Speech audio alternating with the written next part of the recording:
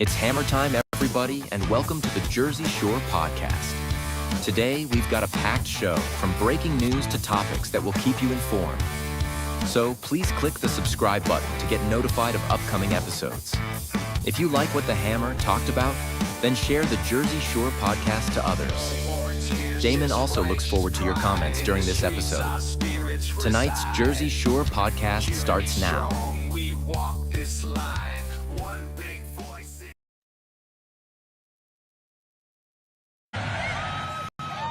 Good evening, America. If you think that was easy, it wasn't.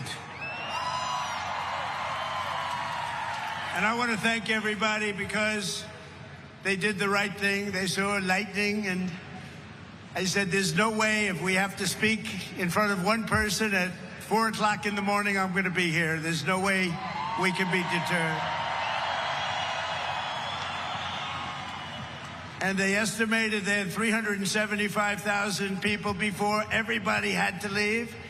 And they now have 150,000 people. It's the craziest thing anyone's ever seen. At least. And I want to just thank you. And I feel so badly about some people. They left and they couldn't get back. But you're very special people. And we have a very special country. Thank you very much.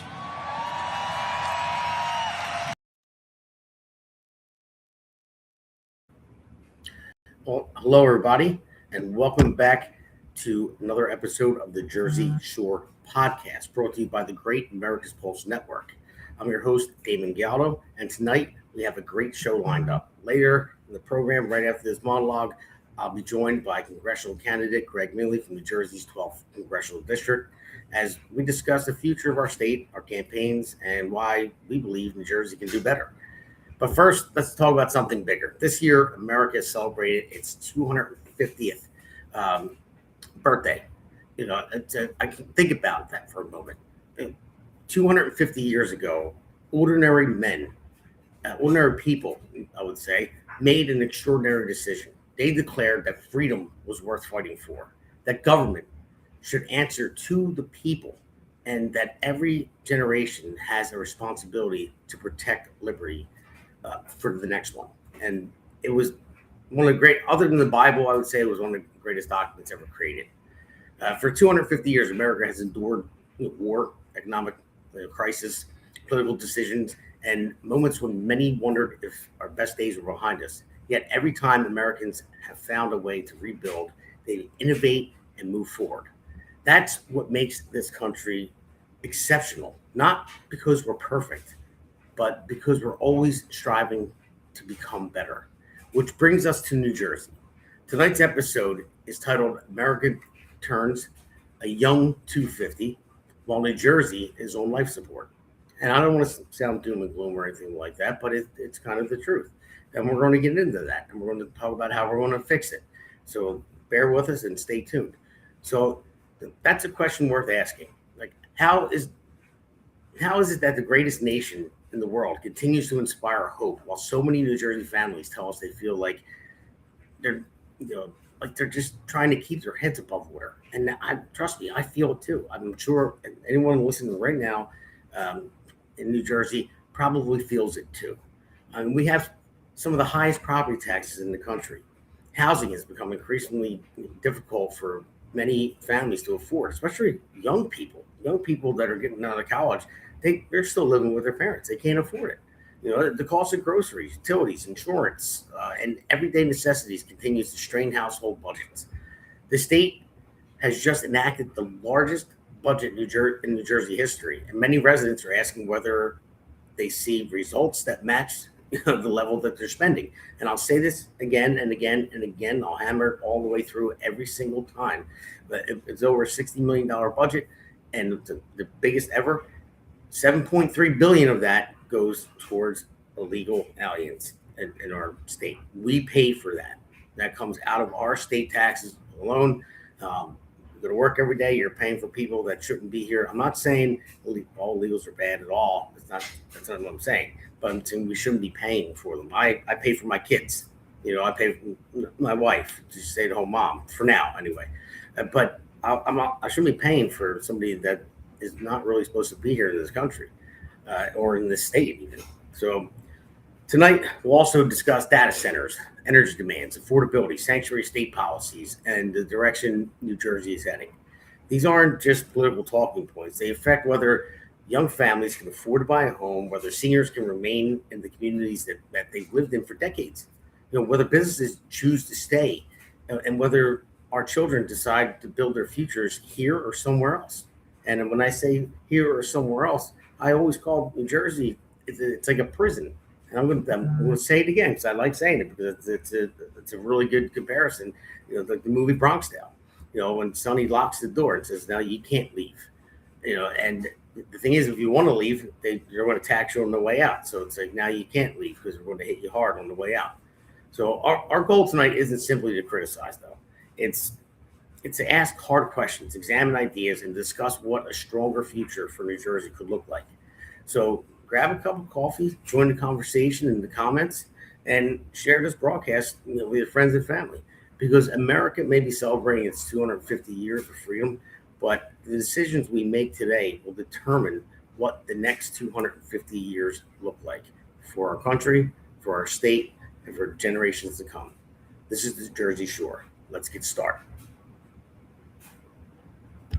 So I'm going to bring on our guest. There's Gregg, Mele, candidate for District 12 for Congress. So Gregg, thank you for coming on today. I really appreciate it. Thank you so much, Damon. Always a pleasure to be here. So, well, first I'll start with something easy. How are you enjoying this weather New Jersey's been having? Yeah, it's been that up and down thing, hasn't it? But I guess we've had that a fair amount of the time. You get used to it, but it is pretty extreme lately, one way or the other. Yep. Yeah, I mean, we go from extreme hot. They canceled all the parades. Not all of them. Some still went through, but they cut the parade half and half. They cut it short because it was bad. I went to the Belmar one, and thank you, Blake Shepshesky, for inviting me to that. And my wife and kids, they sat on the float with my dog, and I walked behind it.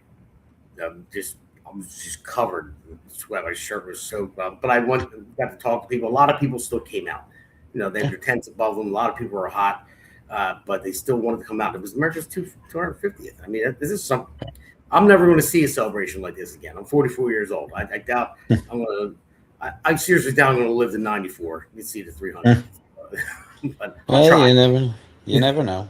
I mean, I was an 11-year-old kid for the 200, and actually we took a trip to Florida. I was in Epcot that day, and I don't know if you remember everybody's probably first instrument, the recorder in school.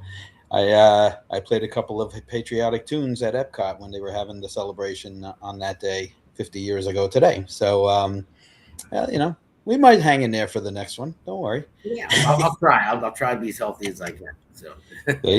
Mm-hmm. But so this segment here, I labeled it "America turns 250 while New Jersey's on life support." And again, I don't want to be negative about it. I really don't. But we have to point out the important things that you were trying to do, that I'm trying to do to save New Jersey. I mean, there's so many things that they're going. We're the highest taxed, one of the highest taxed states, in the country. I think we might be the highest in property taxes. Number one, our gas tax, it's a 49 cents, and it automatically goes up. I mean, it's very hard to live in New Jersey right now, and I feel bad for the young kids. I talk to a lot of young Republicans, a lot of them, and they're still living with their parents, and they can't afford to buy a home because of the property taxes and what the price of the home is now. So, I mean, what are your thoughts on that? Like, how do we lower that? Well, I mean, as far as New Jersey is certainly struggling on affordability for a while now. The rest of the country, or the bulk of the rest of the country, is doing quite a bit better. And I mean, unfortunately, that really points to our state administration, our governor and her people, as a big part of the problem. I mean, I was surprised last year that I mean, she never really offered a solution. She never talked about any solving of the problem. Just, oh, we're gonna fight for affordability, but she never had a plan. She never had any specifics. And I guess I kind of understand with the young people who have been told one thing in many of the indoctrination type schools, but anybody who's been around any length of time knows that pretty much every time the Democrats are in charge, the economy tanks. They have other priorities, and they have this tax and spend philosophy for many years that really suggests, and in line with what now we're seeing with a move towards socialism, that they're suggesting that, oh, the way to prosperity is to tax even more. And it's like, if it's already not affordable, how do you do more taxes? And it just doesn't fit any logic. And I mean, as someone who, among other things, does have an economics background, I have some credential there. I mean, the other thing is, for example, minimum wage being increased so much. I mean, the Democrats seem to think you can move that one element of the economy and keep everything else the same somehow, and it just doesn't work that way, no matter how much you try, unless you want to have something drastically bad happen, supply and demand and supply chain problems and things like that. It would be so much worse to try to lock down more elements of the economy. But clearly, when the salaries go up, especially on really mostly what are considered no or low skilled jobs, I mean, those were never meant to support a family, first of all. Right. That's for kids to have spending money and retirees to have something to do. You know, it cannot sustain that, because the productivity from that is not enough to sustain a salary that would provide for that kind of support. So, I mean, if you want to have a family, usually the idea is you want to, get further educated, get some more skills, that the demand for them is high enough that the reward can be there also, sufficient to have a bigger family and support them. I mean, the goal is not for anyone to be striving for assistance. And all this, raise the taxes, I mean, that's among that they're trying to encourage more people to be dependent on the government, have a bigger government, and get away from probably one of the dirtiest words in government, and certainly with politicians, self-sufficiency. I mean, that's what I strive for in terms of my policy thoughts, is as many people as possible should be self-sufficient. And we should be, for example, as one example, unemployment. If people go on unemployment, that the money going there in unemployment tax should be to set up all kinds of training systems, so that, let's say either a worker, their career or their industry kind of fades out due to technology or whatever else, or there's just a downturn there, and they are looking to do the same work which still exists, but maybe just not where they were. Then they need either training or retraining or whatever else to get current with technology. And there's no stopping the fact that technology will continue to be moving faster and faster. We have to help our people keep up. We can't give up on them and put them on the government dole, and look to pay more people that can't find work by the fewer and fewer who can, and then nobody wins except the elites. So we have to really, provide the opportunities at that more granular level of the training programs and other such things, to make sure, again, we have as many people self-sufficient as possible. Well, you're right about that. And when you mentioned about well, my motto itself is built by working hands, because I'm a union carpenter and construction manager. And the thing is, I'm doing this for working class families. And you brought up the minimum wage. Now, and I'm a numbers guy, so I talked about this. I did a whole episode on it, maybe 2 months ago, 3 months ago, something like that. It was about the inflation versus the wage growth. Now, we had like 23% inflation from like 2020 to now, pretty much, and the middle class wages went up 22%. So we're not even matching that. but then they raised the minimum wage 85% in that time period. Like you said, it was made for like a young kid getting out of high school, or maybe during high school to work at these type of jobs, or a retiree, and that's what it is. So the middle class got hit the worst because not only did their wages not catch up to that amount of inflation that Biden had, it costs more money. Hey, listen, if I go to McDonald's with my kids, there used to be $1 menu. I go there, my wife, my 2 kids, it's like $60. I'm like, this is McDonald's, because they have to pay them more now, and it wasn't made for that. So the middle class, and we're the ones that actually have families, so we consume the most products. So when you force owners to pay more money in minimum wage, and it's like a double whammy to the middle class. Our wages didn't catch up to inflation yet. Hopefully it does soon. But then you get hit harder when you go out and when you're a consumer, because you actually have a family. Most middle class people have families, and it costs more money. I mean, kids are in sports, kids, whatever it may be. They want to go to see a movie, they want to go to a restaurant, they want to go to Taco Bell. I mean, I'm just throwing things out there, but it's like everything there is, it's so much more money. If you think about it, the minimum wage is just a different form of government benefit. They're pushing now, instead of like a welfare or a social security, well, not social security, excuse me, but unemployment, things like that. That is collecting taxes and redistributing.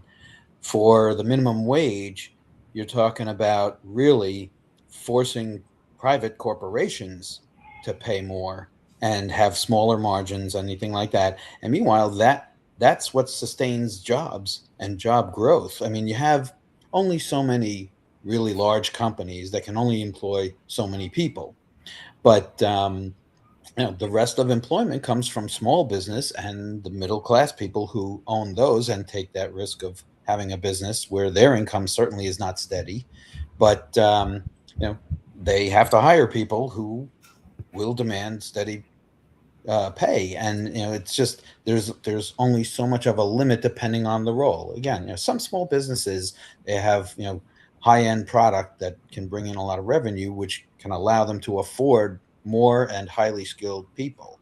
But I mean, the more and more, I mean, just the example of the fast food. I mean, if everybody is getting paid a disproportionate salary for being behind the cash register or whatever else, I mean, the kiosk becomes that much more justifiable as a cost to the business to replace all those jobs altogether and get rid of them with automation.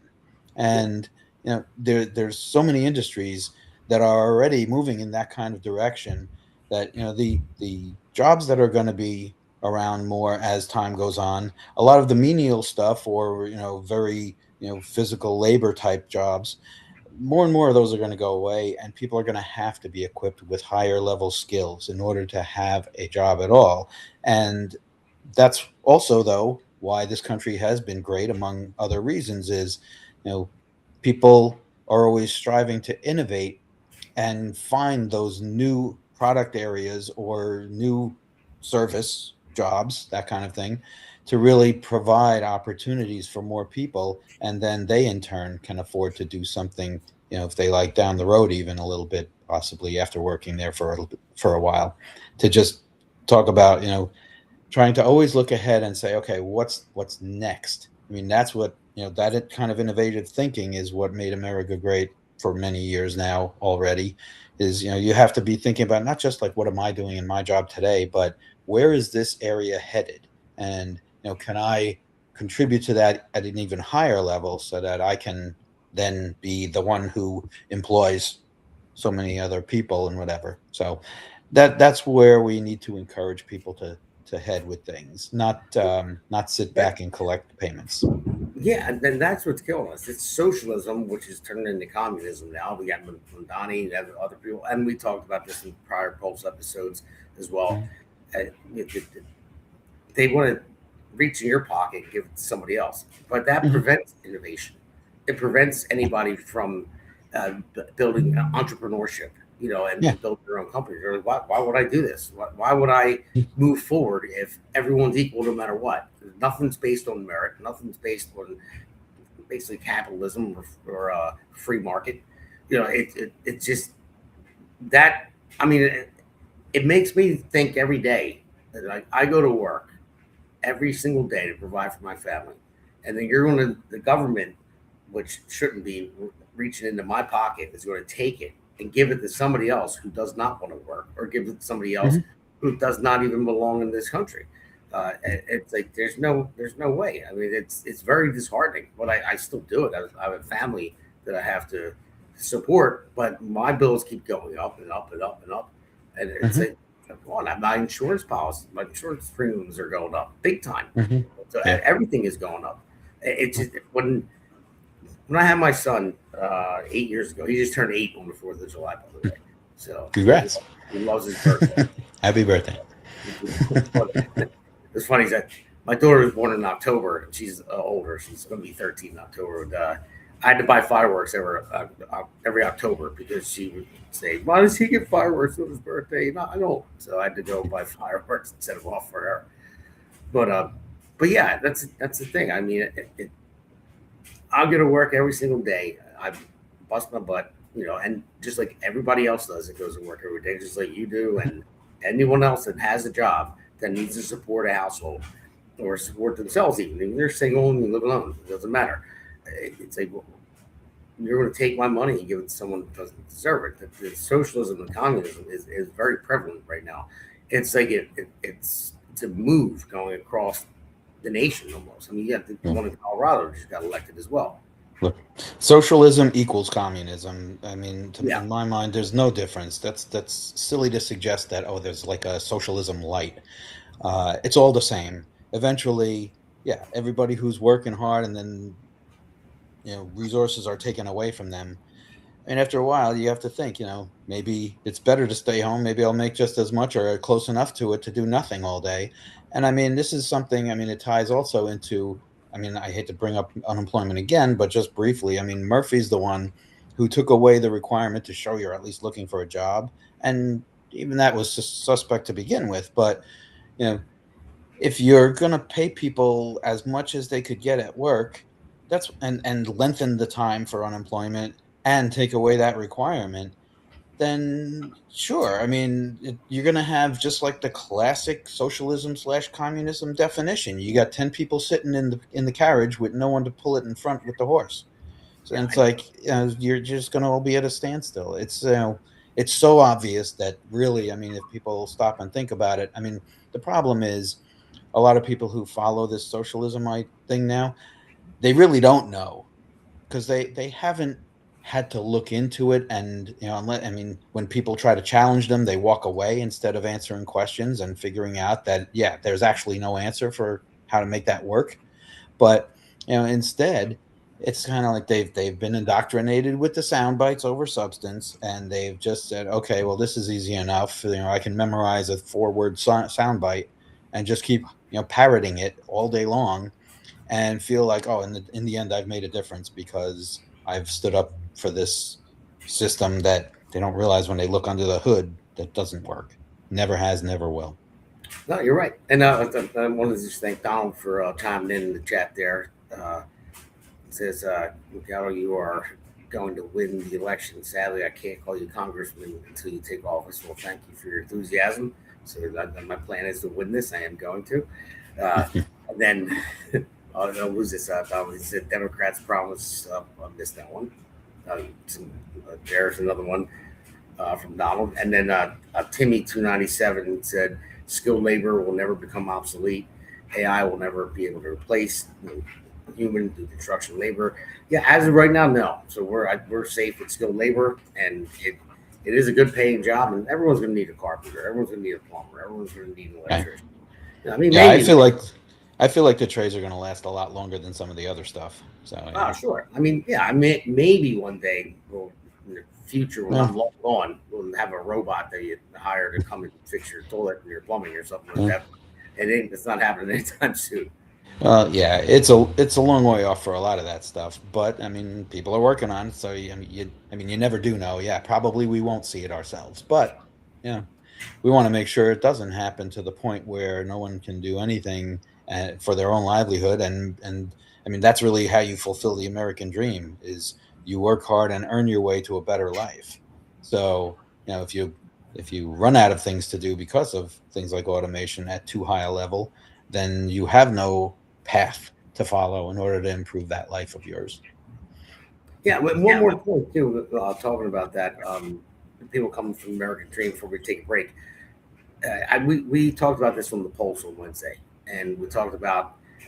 I had a bunch of graphs that I made up, and I showed like where people immigrated from, in 1800s to like the 1920s, and then they came from majority European countries, and then and they came here to work. There was no welfare system or anything like that. They actually came here and they had to find work. A lot of people didn't want to even hire them because they weren't from here to begin with.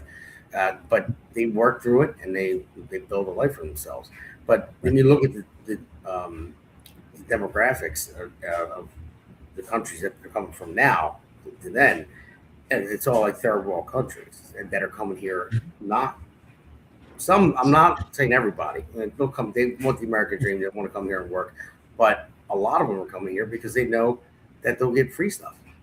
Yeah, the thing is for the illegal aliens that come, the vast majority are people who were signaled by Biden clearly, okay, just lie and say you need asylum and it'll get you in the door and then we won't chase you. I mean, that's what he did. And because of that, we had this big influx. And yeah, unlike the traditional immigration, the legal immigration that you and I know from years ago, including our ancestors, I mean, they came here knowing they had nothing. They knew, though, that where they were was not going to get better anytime soon. And they knew that this was a place where they at least had the opportunity to make their life better. Now, they're not interested, these illegal aliens, in making their life better. They're looking to suck all the benefits out of the government that they can. And some of these governors in particular, including our own, are like, oh, yeah, we'll put aside hundreds of millions of dollars for these people, while the people who are citizens here just are having so much trouble keeping up and finding alternatives to do to make their life better. It's crazy. Yeah, it is. It is. It really is. I just wish people would realize that. That's why we do this podcast. That's why we have the network, is to get the information out there. It is growing, so it's a good thing. But with that, we're going to take a quick break, real quick break, and then we'll go to Hammer 2 after this. Yeah. This one's for New Jersey. For every working family that's had enough. Name's Damon Galdo. And I'm just getting started.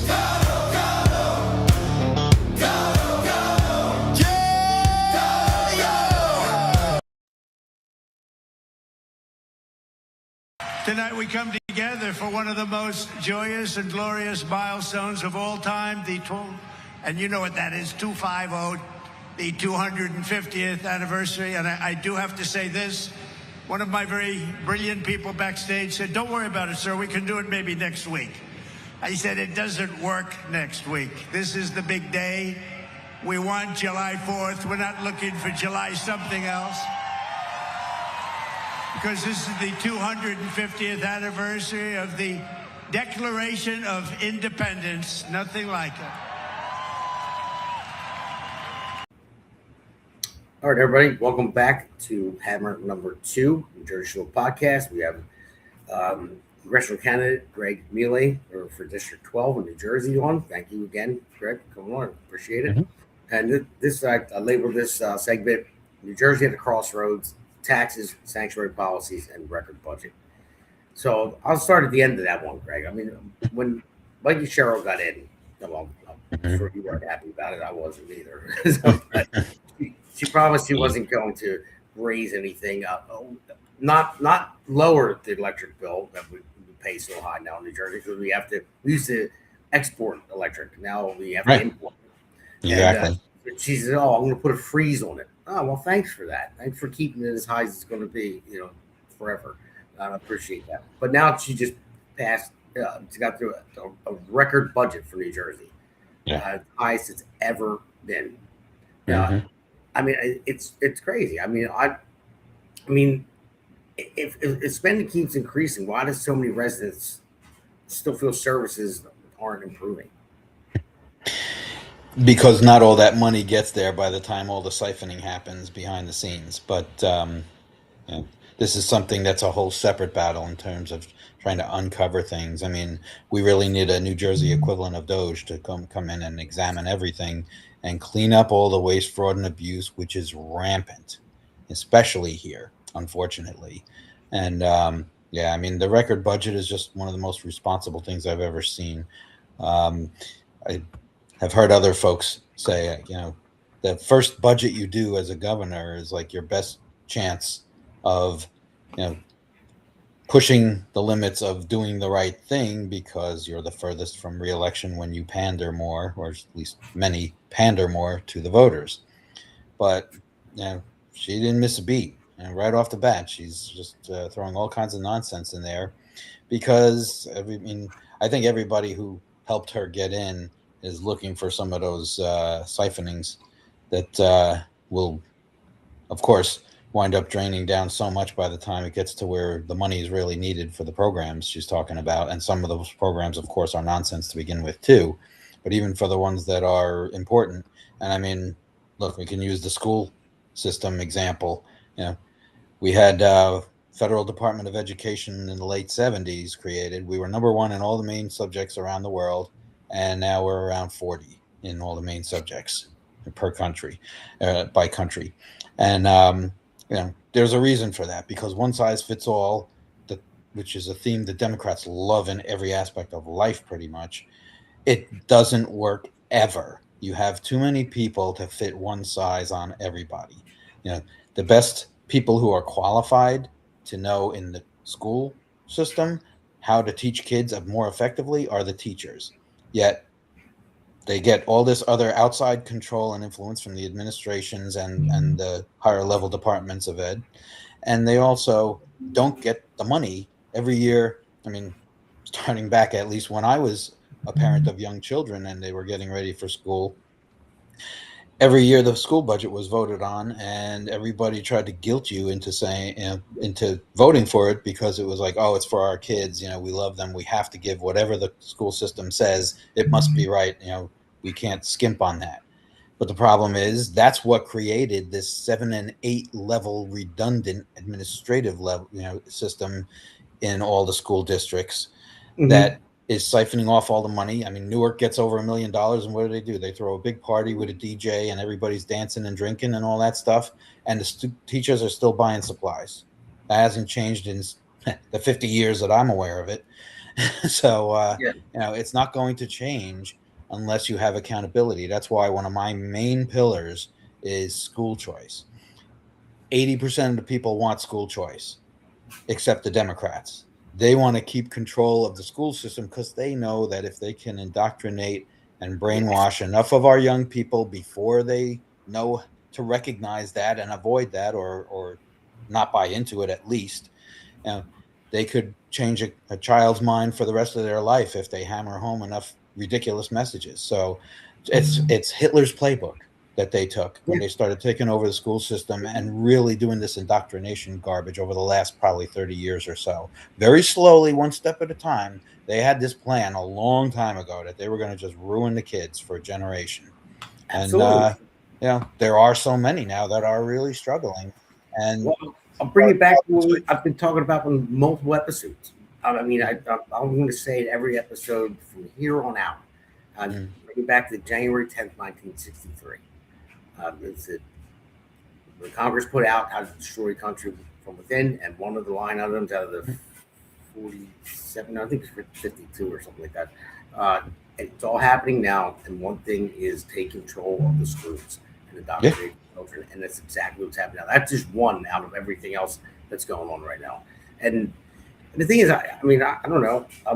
Maybe I can blame myself a little bit for it because I really didn't pay attention. My kids were very, very young, but then they just started going to school. They're not, they haven't been in school that long. My daughter's 12, and my son is just turned 8.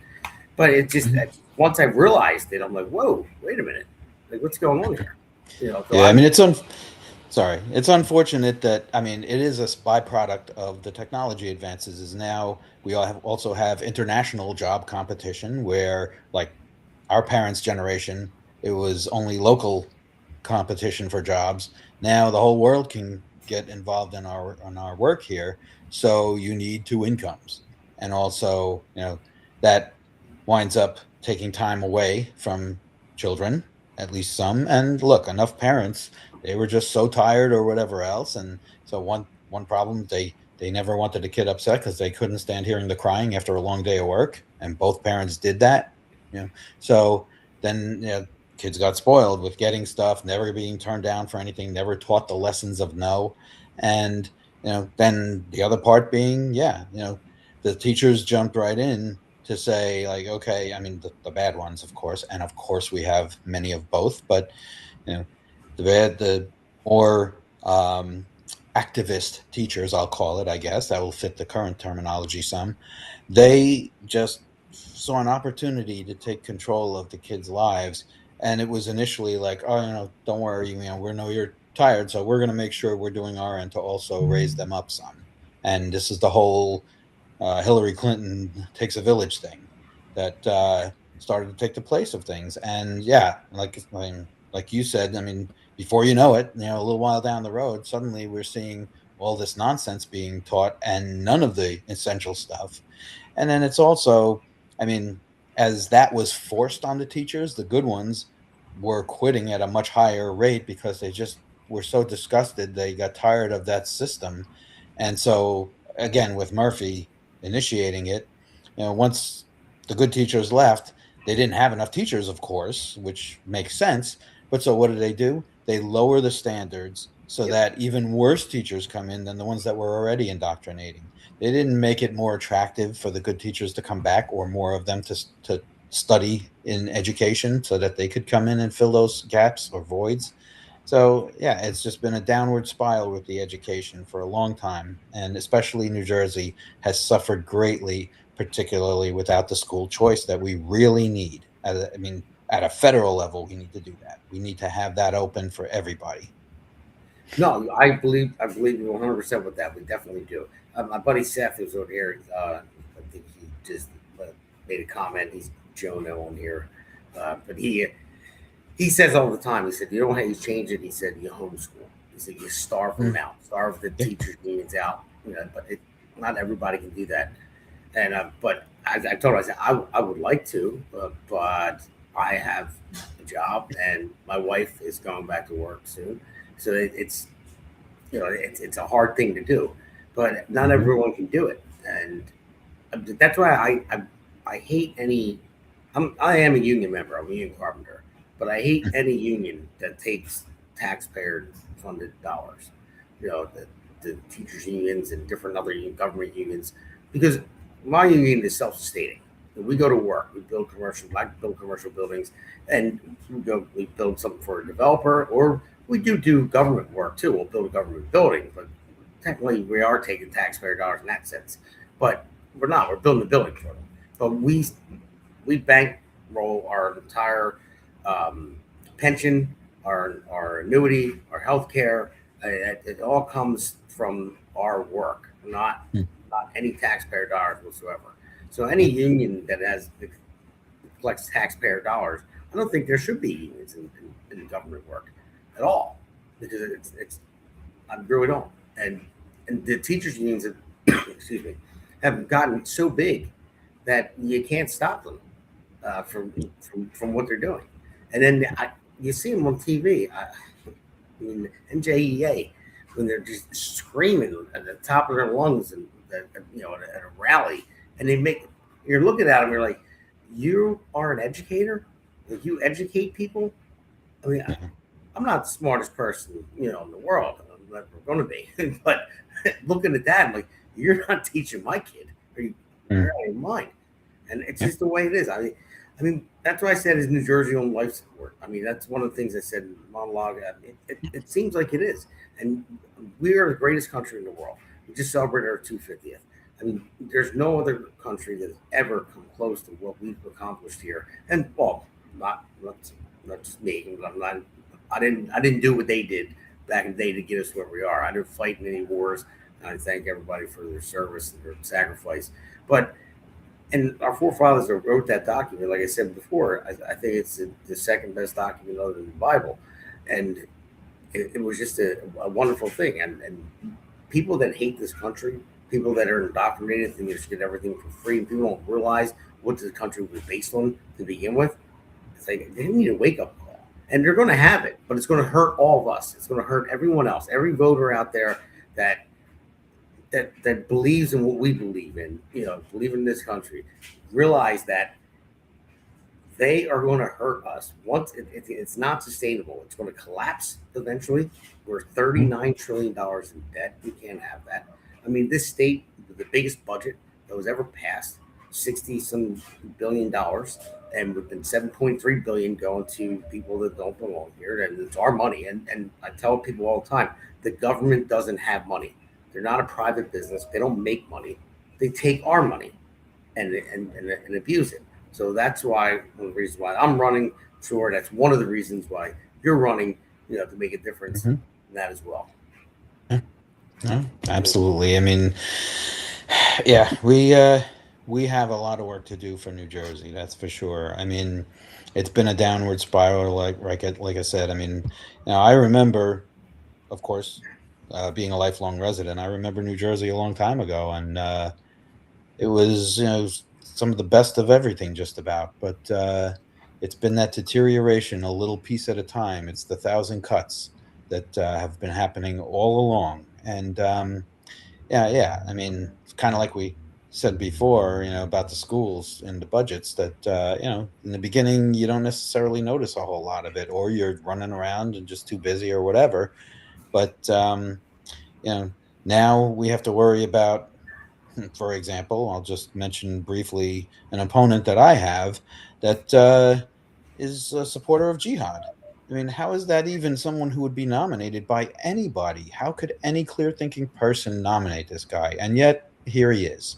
And of course, now he's getting all the foreign dark money from the terror groups, and that's what I have to fight against. So, it's really nothing I would have ever imagined in my lifetime, or beyond even. I mean, I never thought this could happen to this level where it is already.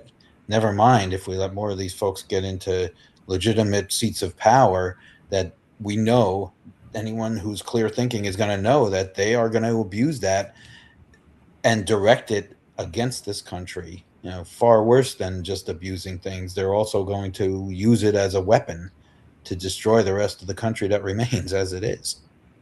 Yeah, I don't think a lot of people realize how.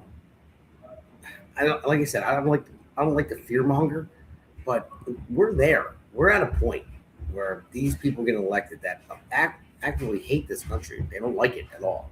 Yeah. So I mean, I would say my first thing is, if you don't like it, get out of here. Go somewhere else. But they're not going anywhere. But they're getting elected officials. Look at the squad. Look at Leon Omar. Look at all. Look at Madani. It's just they do not like this country. And then Madami's speech on the, I think he did it on July 3rd, not the 4th, I believe. There was nothing. It was happy 250th birthday to the United States of America, and then it was like negative. America's horrible, and this, that. And I'm like, you're the sitting mayor of used to be the greatest city, in the world, not just this country. And you're the sitting mayor, and you're trashing the United States of America.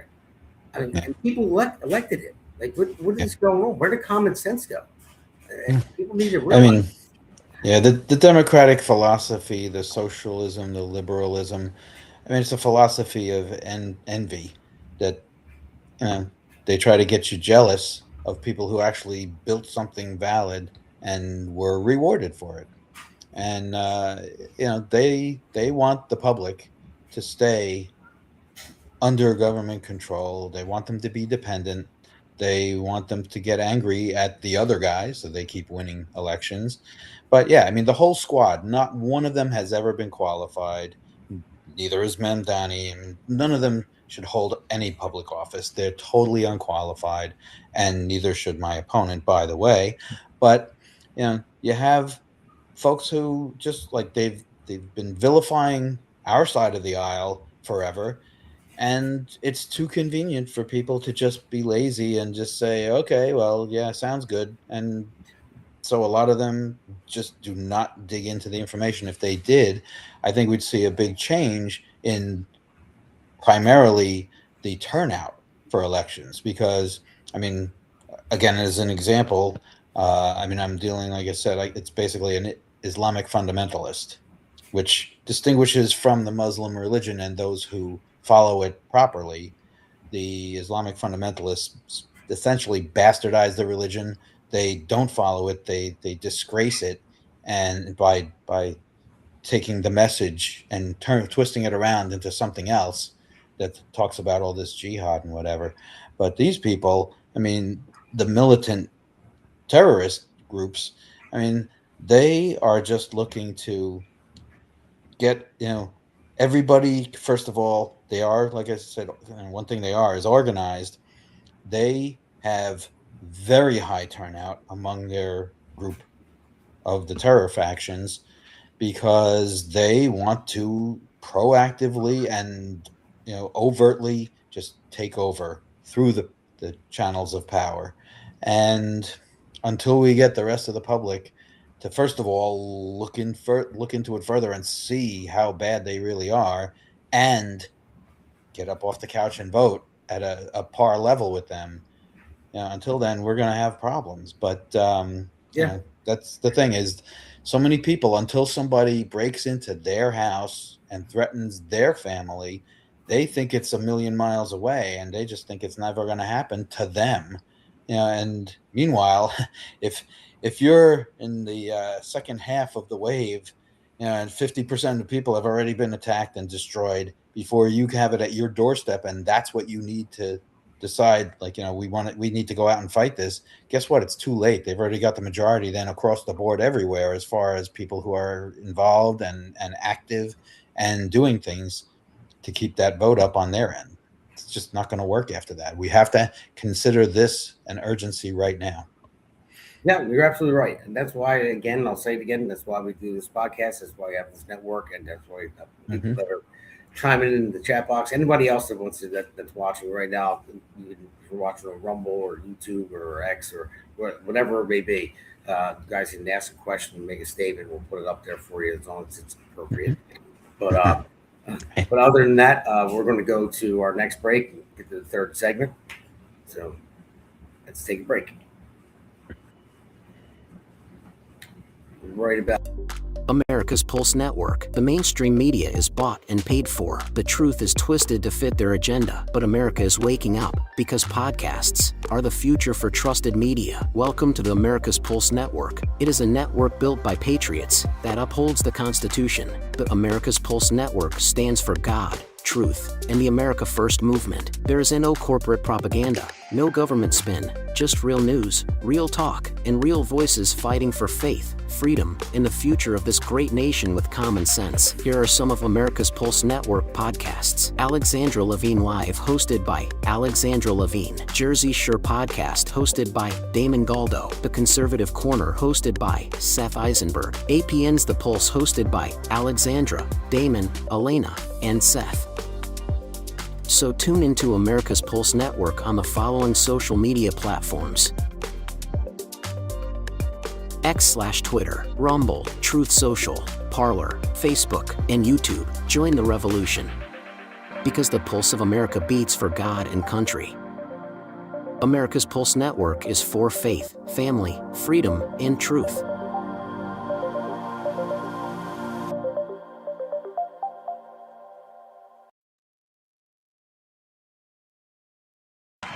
For 2.5 centuries, our American republic has stood as the crowning achievement of human history. This country is the home of freedom. This is the land of liberty. And this is a flag that's the banner of the most extraordinary, most exceptional, most incredible nation ever to exist on the face of the earth. And we're doing better now than we've ever done before.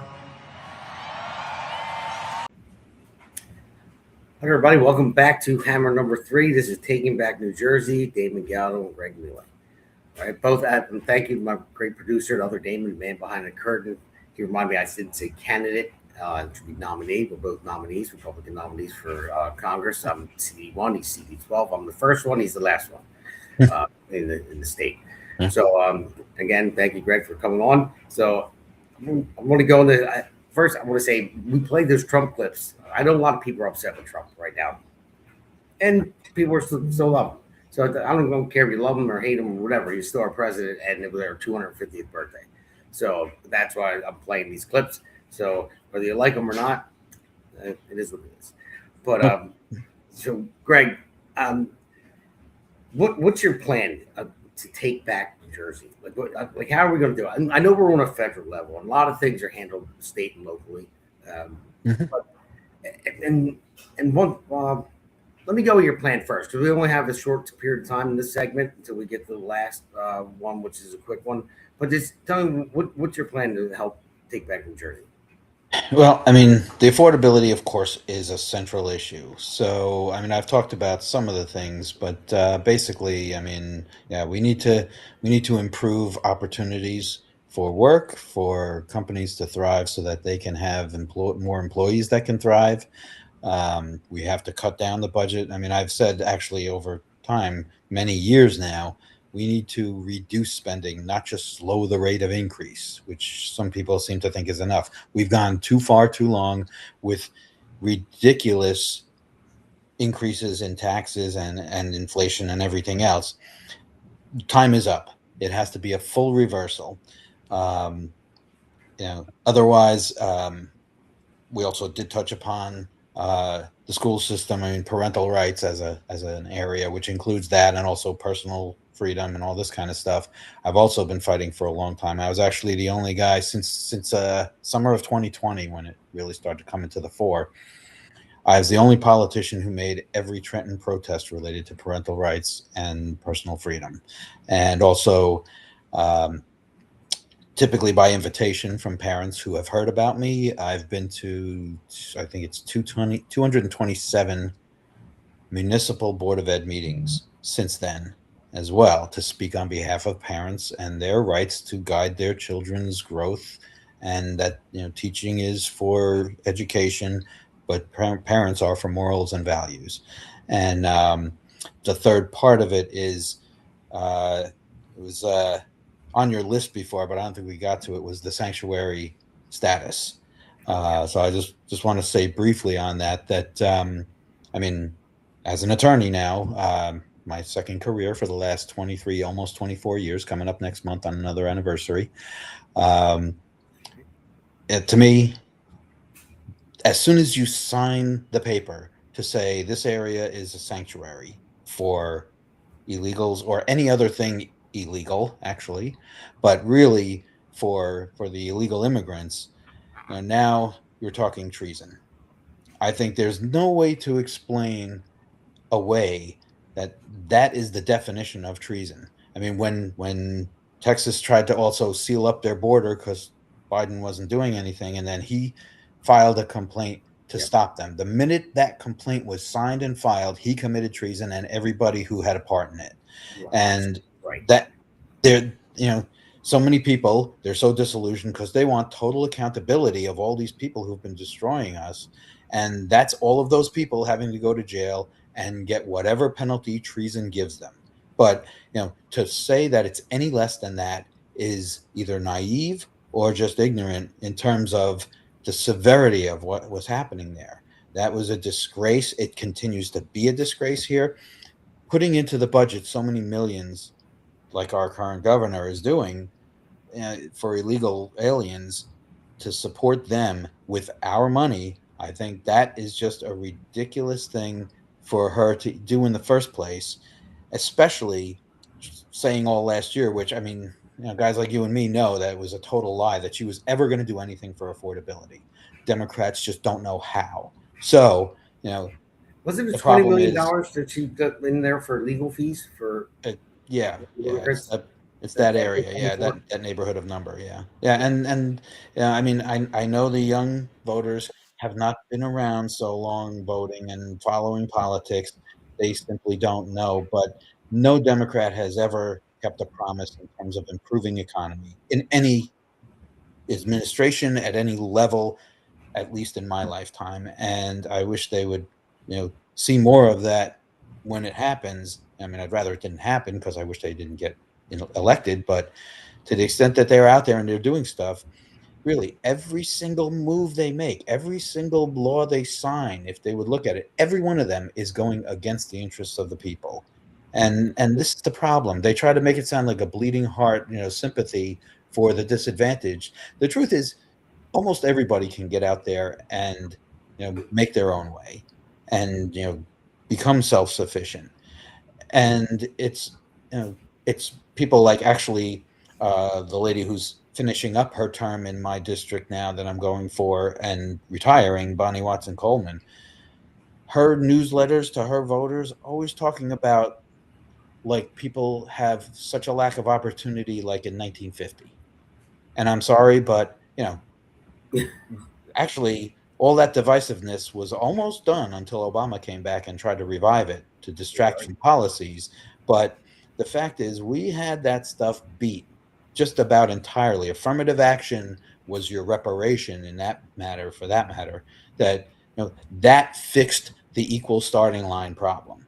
And I mean, that's all I saw, was that people were getting the same opportunities across the board. And that was the adjustment period. But nobody has a disadvantage to go where they want to go if they're willing to put in the work to get the skills and be qualified. So these folks who just try to keep people down by telling them over and over again that they were, unable to succeed unless they get government handout. I mean, that's a disgrace in this day and age to say that to people. No, it absolutely is. It is. And well, first, before I go with what I'm going to say, I want to say Timmy said Mr. Mele is very smart, and New Jersey needs him. Good luck. Thanks, Timmy, for Thank you. Thanks for my comment, Timmy. Okay. but no, it's fine. But no, I just make a joke. I see the comment. Yeah. So, one thing I want to say is, people need to realize that the government works for us; we don't work for them. And I tell the people in the union that I work for, our business agents who run our union, it's the same thing. The government, that they're like the government of our union, and people are afraid to say something to them because they're like, "Oh, I won't get the job." Well, you go to work, you pay your union dues. They work for you. That's what pays their salary. You go to work every day, pay your taxes. That pays their salary, for the government salary. So people need to realize that and actually step it up and push forward, because we had a 20% turnout in the primaries in June. 20%. Now, I don't know what your district looks like, but mine is heavily blue. It's a D10 plus. I mean, I think the last person that ran against North Cross lost by like 18 points, but didn't really do much in the general at all. But I plan on doing a lot. So it just, we can't, if Republicans stay at home and don't come out to vote. I mean, I know it's impossible to get 100% of registered Republicans to come out to vote. It's impossible. It's never going to happen. But even 60%, that's fine. But even if I had 100% come out to vote and no independent or no Democrat voted for me, I would lose, because there's not enough. We don't have that. So I need like-minded independents to common sense to see what's going on and come out and vote for common sense. That's exactly what it is. It's nothing more than common sense. And I need Democrats, which I know I'm going to get a lot that are in the rank and file men and women in the trades that are Democrat, but are afraid to switch to Republican because they're afraid they're going to get in trouble and they won't get sent out to work by the business agents. So that's fine. Don't switch. You can stay there. I'm past the primary. and I'm the nominee. You're the nominee. So that's what we just need to get them out to vote. Everyone needs to come out to vote. This isn't. We're on the brink of dire straits right now. I really believe we are. Even though everyone says, "Oh, well, Trump won, a Republican won." Okay, well, he's not. He can't do it all alone. You know, and you need more. We got creamed in November, not just New Jersey, but so did Virginia, so did New York City as well. But you still need to come out to vote. And when I make the phone calls to people, I cold call people all the time, and I hate doing it. I really do. So I apologize, everybody. You get a random phone call from me for donations to my campaign, but it's just people are kind of feel beat up about it. They're like, "Oh, we got walloped in November, and we don't want to donate money." I'm not Jack Chiarelli. I'm not. You're not Jack Chiarelli. You know, so we are trying to fight this fight like we've not seen it fought before. So it's not easy. I mean, we want to flip the districts red and the state red, and we will with everyone's help out there. We will if you come out to vote, and if you tell your neighbors to come out to vote, tell your coworkers, your family, your friends, just come out and vote. And we really need to get the SAVE Act pushed through. I mean, I hope it happens. But it's an 80-20 issue. 80%, Democrats included in that. 80% of the country wants to go through. But the Democrats that were elected by the Democrat voters out there, they're not listening to you. They work for you. Okay? Yep. So you need to get out there and say, you know what? I'm going Republican. I'm gonna vote for a Republican now because you're not listening to what I have to say. And this is 80% of the country wants this act passed, but the Democrats are holding it up and they won't allow it. So yeah. By the way, there's one comment I wanted to make. The person said the 50s were great. I mentioned about the 50s. That was one of the biggest economic boom periods. I just want to clarify. My comment was that not everybody got to share in that in terms of the racial divide at that time. And that's the comparison I was making to since that time, that things have just gotten better and better with that. But yeah, just briefly also about my district. I mean, it's considered possibly the most diverse district in the country. It certainly is the most diverse in New Jersey, which is interesting and of course challenging. I mean, you have a lot of different people with different ideas that you have to satisfy in order to be good at this elected position. But one of the biggest things for me, I mean, you know, that whole thing before the squad and all these other crazy people, I mean, they are certainly communists. But I mean, when I talk about this, it's kind of like they are sort of first level communists that have come into elected office, because before that, we really didn't have anyone so overt like them. But when I think of my opponent, having been tied to an Al Qaeda organization that he worked for a while, and also being the translator, but also someone who volunteered to speak on behalf of the mastermind of the 93 bombing, you know, certainly deeply involved with that stuff. I mean, he is next level. He is a step ahead, you know, beyond all of these other folks that we already complain about. So I like to think I have the advantage of having someone that many people, when they go in that booth, they should be thinking as they're about to press the button or pull the lever or whatever kind of machine you have, can you really, with any conscience, vote? I mean, forget it. You know, put the party ahead of the person to vote for someone who is nothing but destruction of the country. And you know, could you really press that thing, you know, instead of someone who really has fought for New Jersey his whole life? What I suggest I've been doing, instead of someone who's fighting against New Jersey, like so many we've already seen again at that first level of communist. And now, you know, I mean, can you really be so set to not even be open-minded enough to see this guy is nothing but trouble? He's next level crazy and no goal except for basically the promotion of Islam, fundamentalism. And otherwise, you've got a guy who's always cared about this state, cared about the people in it. I've done my tours of duty all around the state in terms of helping people in various efforts before, and now this is the chance I've been looking for to help an entire district of people every day for however many years they would have me. Although I have also promised to, made a pledge of self-term limiting. So, I mean, I believe in everyone having a turn to give back. I mean, like I said before, I'm kind of the American dream poster boy. I came from nothing and barely made the ability to get into college, and then 4 graduate degrees later, here I am, plus a couple of careers. The latest, of course, I told you about. But it's a situation of someone who has always been so thankful, and just the improvement in my life and what I've also sacrificed. I mean, I certainly haven't kept everything that I've been able to accomplish and achieve for myself. I share with others all the time in terms of giving to people.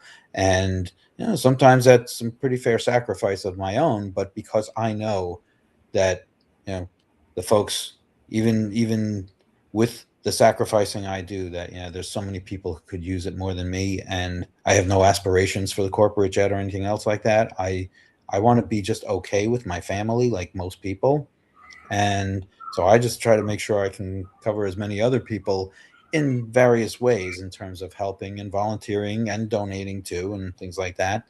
But you have that versus a terrorist. I mean, how many people, again, with a clear conscience could actually pull that lever once they're in the booth?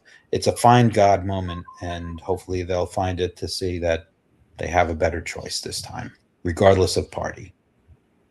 So, no, you're right. And that's why I'm proud to know you. I know what kind of type of person you are. And I'm happy that you came on the podcast tonight. So I know you're an awesome guy, and you need to get elected, and so do I. But so we're going to take a quick break. It's going to be a really quick segment. We're going to do the Patriot Award and then Loser Award of the week as we do. Okay. So take a quick break. Yep. Hey, it's great to be on with you. This is a great podcast. It's a lot of fun, and it's informative, and it's real information. It's none of the frills and none of the nonsense that you hear on the legacy media. Just telling the story of what's happening right now. It's what I do with my newsletter that I get out to anybody who wants to see it. It's what you're doing with this podcast. America needs to know what the real deal is, and you're the real deal.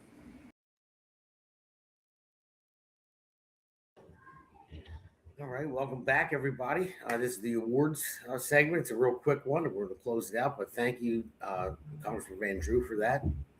Thank you. I am the real deal. So is Gregg. So there you go. So every week I do the Patriots and Loser Week Award.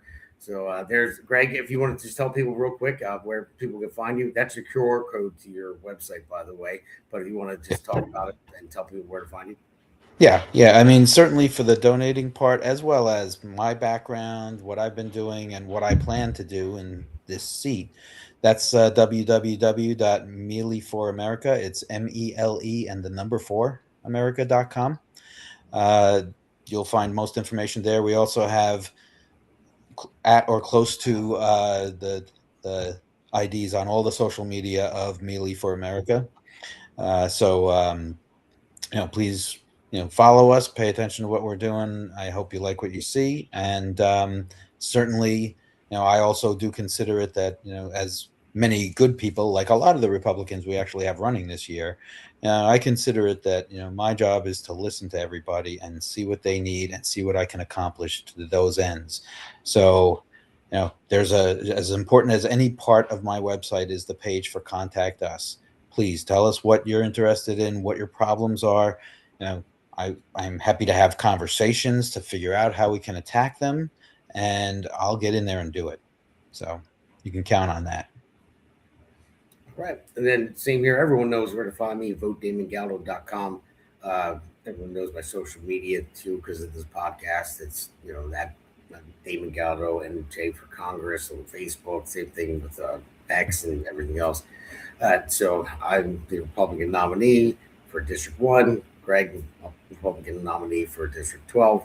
I just want to thank everyone for watching, and we're going to go into the Patriot of the Week award. It's a young kid named Engels, 15 years old, and when he called me, when he reached out to me the first time through my website, I gave my number, we talked, and he's like, "Yeah, I know I'm a little young." And last week, I did it last week, the week before, it was Frank, same age.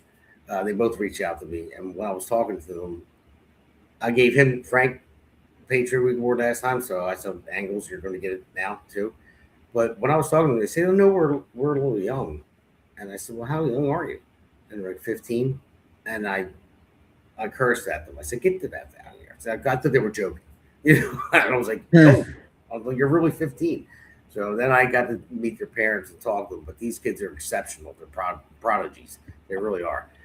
So Frank gets the Patriot of the Week award. Here, let it roll. Not Frank, Engels, sorry. The Jersey Shore Podcast presents the Patriot Award, and it goes to Engels Polanco.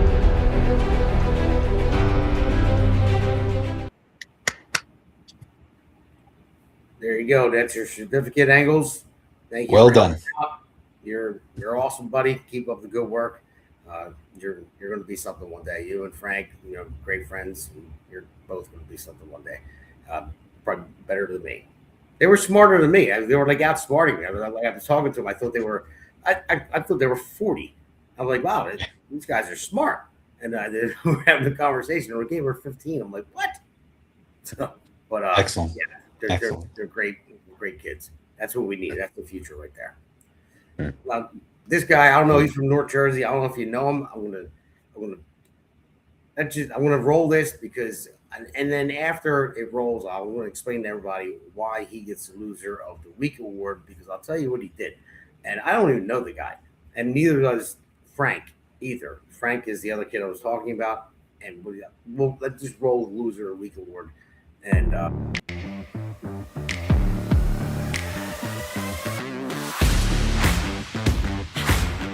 The Jersey Shore Podcast is announcing the recipient of our latest Loser Award.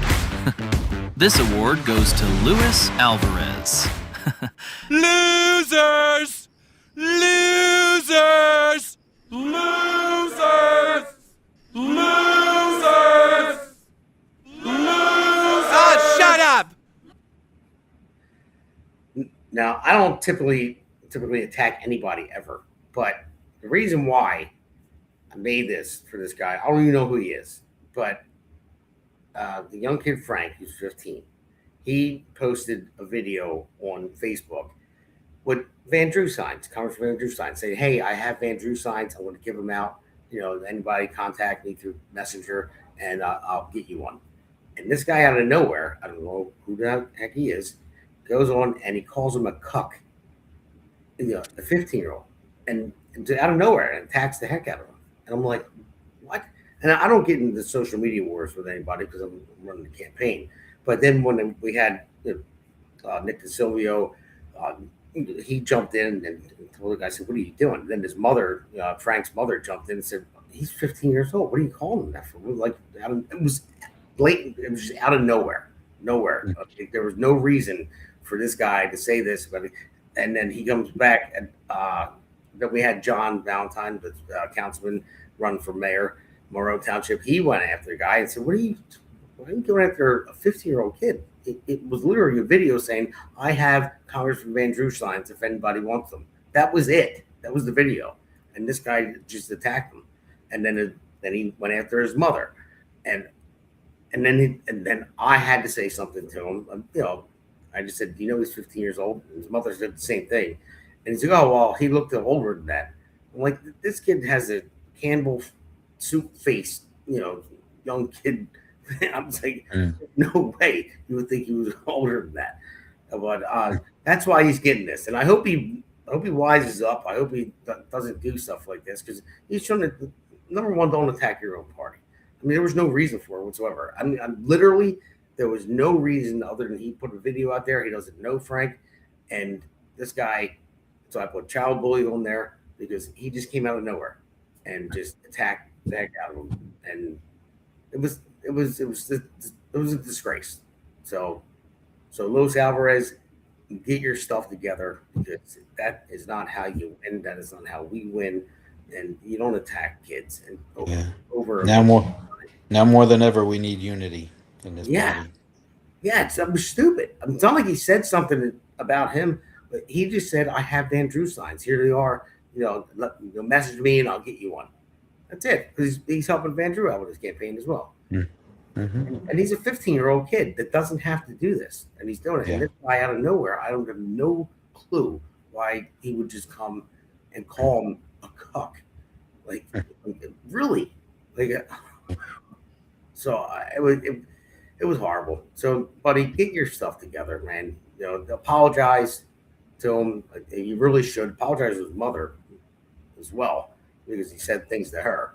But there was no point behind it, and it was embarrassing for our party. Somebody that says they're part of our party. So, okay. But all right, Gregg. Well, listen. Thank you very much for coming on tonight. I really appreciate it. I'd love to have you on again. We got a heavy race in front of us. It's going to take a lot of our time. So while we continue to help each other out, I want to get other people that are running on as well. So, Damon, it's always such a pleasure to be on here, and thanks for always letting me go. Probably longer than I'm supposed to, but no problem. I never say anything. I'm always. Hey, people get tired of hearing me talking, so that's when I have a guest. I'll let you roll with it.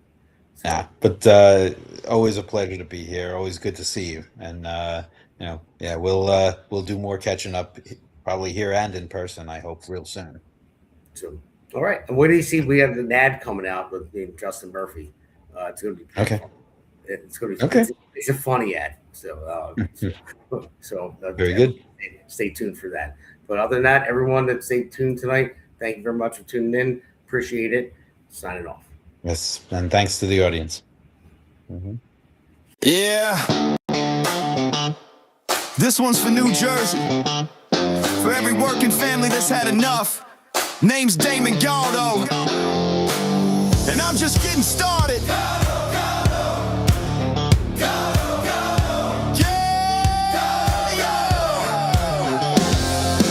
Job site dust to the streets of the shore. Steel-toed boots, yeah, I know what I'm working for. Middle class hurting, every bill going up. While suits in D.C. say, man, just trust us. I'm a builder by trade, put my sweat in the ground. Now I'm building up hope for my hometown. Jersey's my home, blue-collar soul. I don't make excuses, I get it done, that's all I know. I felt the pressure, I've lived that grind, trying to give your kids a better life. I won't forget where I came from, man, cause I'm built by work. I'm built by working hands, fighting for working families. Not a career man who forgot what hard work means. They talk real big, but nothing ever changes. While Jersey keeps drowning in the same old pain, I'll build a future strong for our kids in this land. I'm Damon Galdo, built by working hands. Yeah. Donald Norcross been there year after year. Same old story while the struggle's still here. Claims he's for workers, but look around town. Rent sky high, grocery bills breaking us down. Where's the relief for the middle class grind? Cause all I see is folks falling behind. I ain't got decades in some DC chair. I got skin in the game, cause my family's here.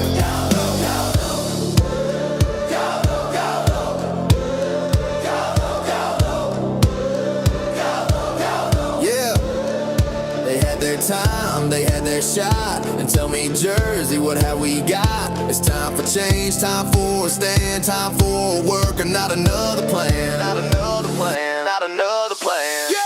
I'm built by working hands, fighting for working families. Not some suit who sold you fantasy.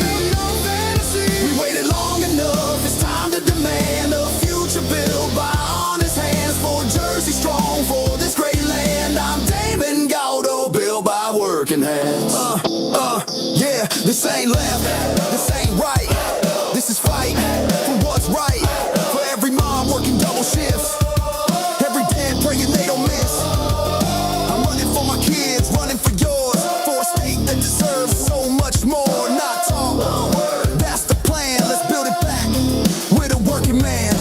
children's dreams for a better way. I'll fight for Jersey every day. No empty words, I'll take the stand, cause I'm built by work.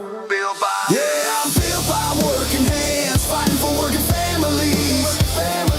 While the old guard keeps playing the same old game.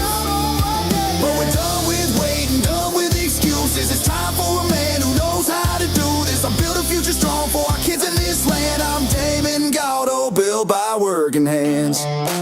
New Jersey 1st District. If you're tired of the talk and ready for work, walk with me. Galdo, Galdo. Galdo, Galdo. Galdo, Galdo. Make the crowd chant with no music.